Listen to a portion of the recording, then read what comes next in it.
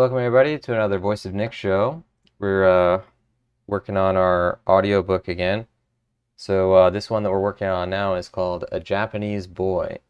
This was written in or published in 1890, and it's pretty fascinating. So the author here, put this out in 1890. He had been born in Japan and moved to the US, and the book is explaining what Japan is like for an 1890s American audience. So, we're doing our own release of this one. It's going to have illustrations. It's going to have an audiobook version as well, and it'll be on Kindle. So it is currently now in production. If you're watching this live, if you're watching this as a video, it might already be out. So go check for it on Amazon. It is called A Japanese Boy. Let's jump into it. And again, for anybody who hasn't seen any of my behind the scenes stuff before, this is literally me working on the book. So it is in real time. It's not necessarily instructional. It is just an actual fly on the wall look at the process. But whist, poker, casino, euchre, cribbage, etc., we know nothing of. Chess and checkers the Japanese are expert in, but they're not New Year games. How we end our New Year holidays. Fireside conversation, kind words and hearts constitute the quiet enjoyment and sunshine of the holidays. All things conspire to produce in us serene and tranquil pleasure, but nothing worth recording occurs in the remaining days. Some business-like briskness is manifested in the early hours of the second morning, for tradesmen observe the ancient custom of inaugurating the commerce of the opening year and give out presents to their customers. Later in the spring, I forget the exact date, all the straw ornaments, withering wreaths, and the like used in the decoration are brought together and burned up with religious care on a broad sandy river. The day appointed for and burned up with religious care on a broad sandy river flat just beyond the town. The town.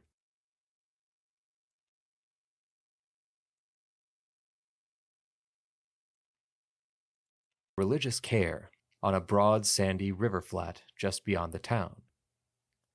The day appointed for the rite is another gala day of the calendar, at least in Imabari. For some time previous to the occasion, the straw relics of all the houses of a street are carefully collected in one spot, and then such as are artists exercise ingenuity to produce some recognizable shape out of the heap that may catch the eye of spectators on its way to the place of combustion. Street on that may catch the eye of spectators on its way to the place of combustion. Street vies with street in originality in fashioning the straw stack, and takes care not to divulge what it is constructing until the day of display. Then it ostentatiously raises the finished work, whatever it may be, on a high movable platform or pedestal. Coffee got cold. The day of display. Then it ostentatiously raises the finished work, whatever it may be, on a high movable platform or pedestal on wheels, which it takes on wheels. Movable platform or pedestal on wheels, which takes its position in the line of march with those of the other streets. The whole town is curious to know what is in the parade and rushes out to behold. The whole town is curious to know what those of the other streets. The whole town is curious to know what is in the parade and rushes out to behold. I recall only one among many things which my own street produced on such occasions. It was a military cap and trumpet.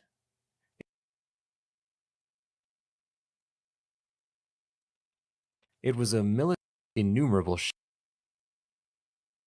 It was a street produced on such occasions. It was a military cap and trumpet joined together. Innumerable sheets of gilt paper were wasted in giving the monstrous form of a trumpet the appearance. Innumerable sheets of gilt paper were wasted. The cap, too, these barbarian military cap and trumpet joined together. Innumerable sheets of gilt paper were wasted in giving the monstrous form of a trumpet the appearance of bright, shining brass. The cap, too, was wonderfully like the real imported thing. These barbarian, outlandish articles having been the real imported thing. Was wonderfully like the real imported thing.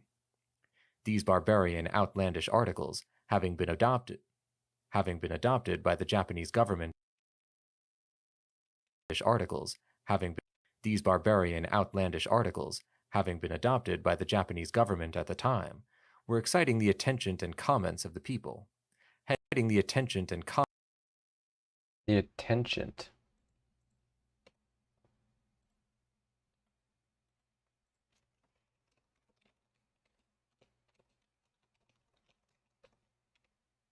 Japanese government at the time were exciting the attention and comments of the people. Hence, the striking reproduction of them on a greatly magnified scale made everybody utter a little cry of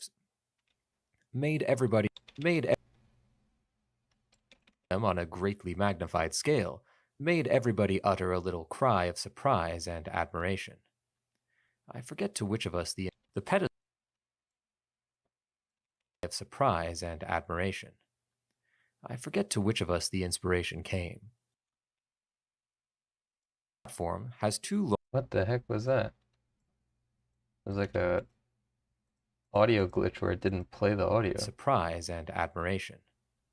I forget to which of us the inspiration came. The pedestal or platform has two large, massive iron rings in front, which are tied to stout ropes. The younger part,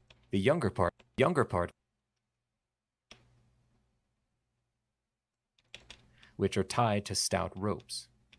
The younger part of the inhabitants of the street hang together in 2 rows and haul the decorated burden. 2 rows and haul the decorated burden. Song and in 2 rows and haul the decorated burden. Rows and 2 inhabitants of the street hang together in 2 rows and haul the decorated burden. Song and chorus and the heavy wheels creak onward, and a short creak onward, and the heavy wheels creak onward. Song and chorus and the heavy wheels creak onward a short distance, then stop. Song again and chorus, then another pause. Among the crowd, we occasionally meet a man carrying a bamboo stick. One end of which is split, and occasionally meet a man carrying a bamboo stick.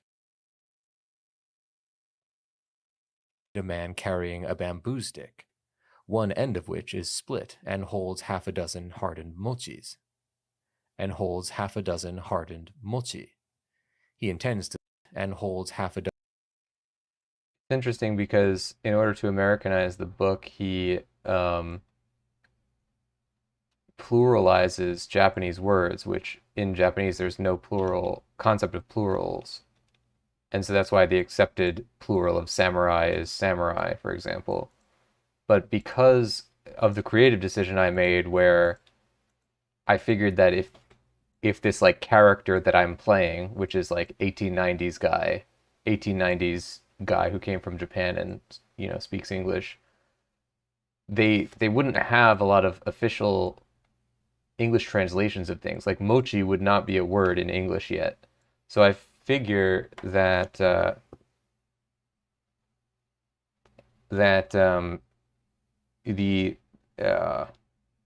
way that he would say the word in the audiobook would be pronounced with the Japanese pronunciation because it hasn't entered the English lexicon yet. And so if you are pronouncing it in the Japanese way, even though he's written it with an S as a plural, I have omitted the S in the pronunciation so that it is pronounced the way it would be pronounced in Japanese, which is it was an interesting creative conundrum, but I think that is what makes the most sense for what, you know, for what I'm trying to accomplish with the book. A bamboo stick. one end of which is split and holds half a dozen hardened mochi. He intends to scorch the cakes in the flames of which is split and holds half a dozen hardened mochi. Oh no, I did. He intends to scorch the cakes in the flames of the relics. He intends to scorch the cakes in the flames of the relics, and upon returning home, to divide them among his family. This can all get raised. Yeah, Audible's very, like, particular about, like, everything has to be pretty near the top of the range here, or else it'll kick it back and not let you submit it. And holds half a dozen hardened mochi. He intends to scorch the cakes in the flames of the relics, and upon returning home, to divide them among his family and eat them for the miraculous power they are believed to possess. This is, in short, they are believed to possess. This is, in short, the manner in which we observe and end our great national holiday of New Year. Holiday of New Year. Holiday of New Year. It is to be of late, of New Year. Of late, it is to holiday of New Year. Of late, it is to be regretted. This is another fascinating part where he's about to describe how, like, Japanese traditions are being done away with because the traditions of the West are encroaching on Japan. And he's, like, lamenting that in a few years there probably won't be any of these traditions that he remembers left in Japan. And sure enough, a lot of the ones he describes I've never heard of, and other people, Japanese people that I know have never heard of. So some of them, in fact, did die out, but other ones are still very much still in play. So that's the way history works, I guess. Our great national holiday of New Year. Of late, it is to be regretted, many of the old of New Year. Of late, it is to be regretted, many of the old customs are omitted by the people, who have got modern notions into their heads. Innovations of the latter days are not innovations who have got modern notions into their heads. Innovations of the latter days, not very desirable. Notions into their heads. Innovations of the latter days, not very desirable or in good taste, are fast gaining ground. A few years more, and, I fear, the neglect of time-honored observances will be complete in Japan. The neglect of time-honored observances will be complete in Japan. Of time-honored observances will be complete in Japan. Of time-honored, the neglect of time.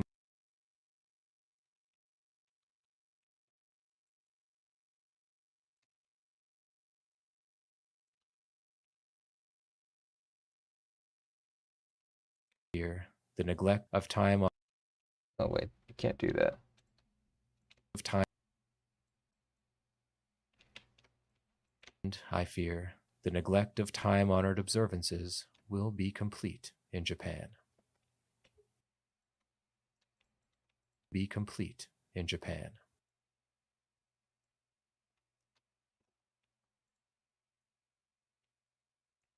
Yeah, history is just a big wheel. Keeps spinning. Same stuff keeps coming back around.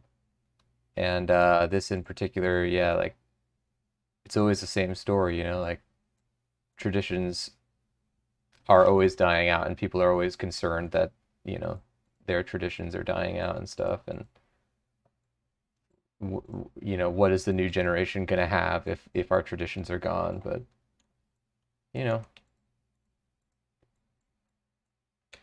there's plenty of traditions now in Japan too. So it's, like, it just changes. It's not like it's not like it's lost all of its character or something. But it's always tough for everybody in their era to recognize that. There's plenty of people now who, kids these days, this and that and the other thing. It's all the same, It's hard to see it from where you're standing, but with the separation of 100 years, we can pretty definitively say that Japan has held on to many of its traditions, even though many of them have also gone away. Notions into their heads. Innovations of the latter days, not very desirable or in good taste, are fast gaining ground. A few years more, and, I fear, the neglect of time-honored observances will be complete in Japan. Okay, chapter 11 is done for now.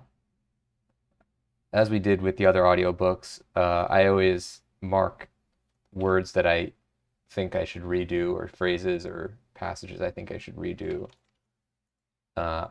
And I don't try to get everything done during the editing pass. I do all the editing first and mark what I think should be changed.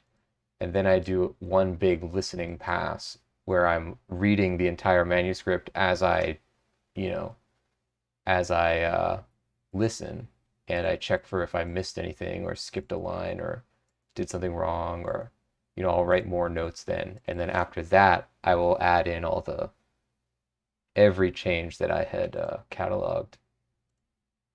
We're getting pretty close to the end of the audiobook here. There's 14 chapters in total, so we're not too far away from being done with the editing on the main part of the book.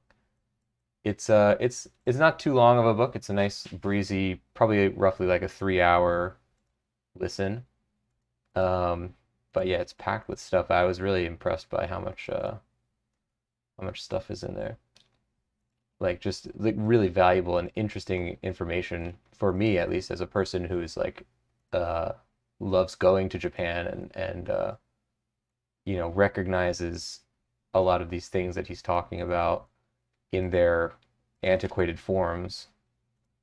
Okay, so I'm going to import the new chapter and do all the formatting and stuff.